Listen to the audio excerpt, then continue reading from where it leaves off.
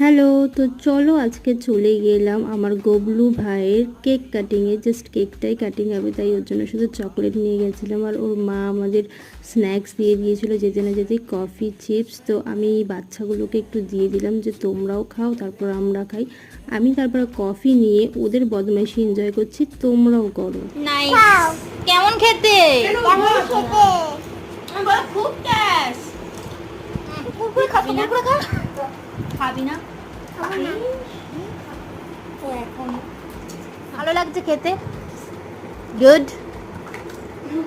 তোর?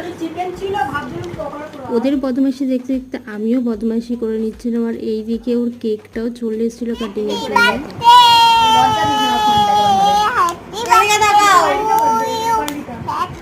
বছর ব্লগে দেখবে যে ও ভয় পাচ্ছে কেক কাটতে, আর এবারে এনজয় করছে। তো ভিডিওটা কেমন লাগলো জানিও। Tata, bye bye.